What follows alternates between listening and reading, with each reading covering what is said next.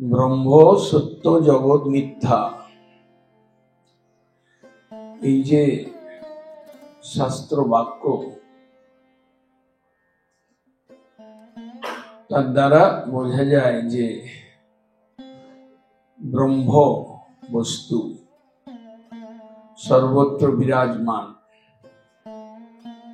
বৃহত্তাৎ বৃহত্তাচ্চ, ব্রহ্ম বস্তু হচ্ছে বড়, বৃহৎ এবং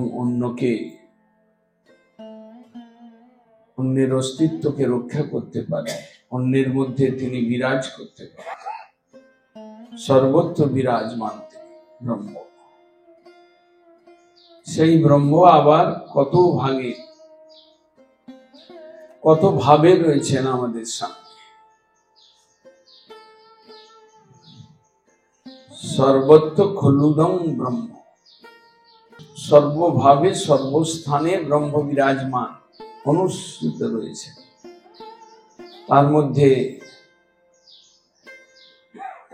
শব্দ ব্রহ্ম, পরব্রহ্ম, শব্দ ব্রহ্ম, ধ্বনি ব্রহ্ম বা নাদ ব্রহ্ম, দারু ব্রহ্ম, জল ব্রহ্ম,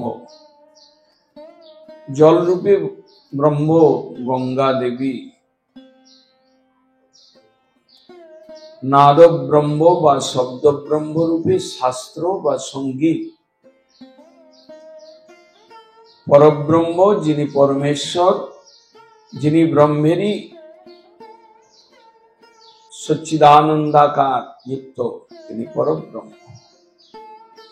আকারবান তিনি, দেহবান তিনি, সৌন্দর্যবান, ব্রহ্মের ব্রহ্ম, তাই তিনি পরব্রহ্ম।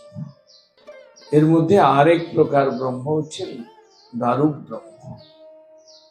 ভগবান জগন্নাথ তিনি দারু ব্রহ্ম রূপে আমাদের কাছে এলেন, প্রকটিত হলেন কৃপায়। তিনি শ্রেষ্ঠ অর্চা রূপে, তিনি কলিযুগের জীবকে কৃপা করবার জন্য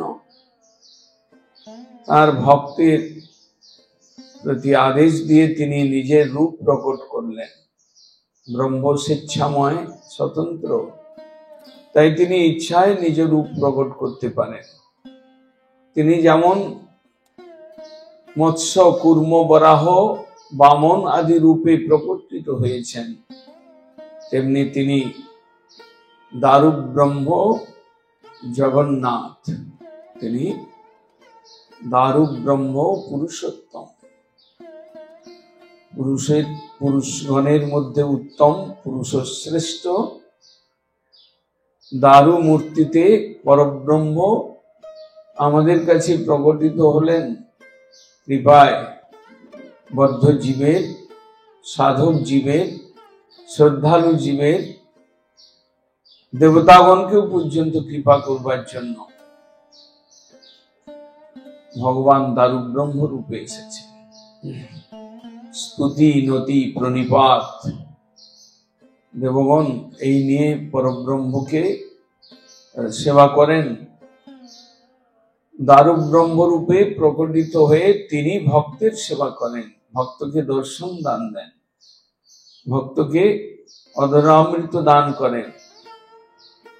ভক্তকে দর্শন দিয়ে, করুণা করে, কৃপা করে নিজ রূপের সৌন্দর্য তার হৃদয়ে প্রকাশিত করে, তার হৃদয়ের সমস্ত গ্লানি, অনর্থ, অশুভ তত্ত্বকে দূর করে আত্মবৃত্তি জাগিয়ে দিয়ে নিজের দিকে টেনে নেন। ভক্তের ভগবান, ভক্ত বৎসল প্রভু, তাই তিনি দারু ব্রহ্ম রূপে প্রকট।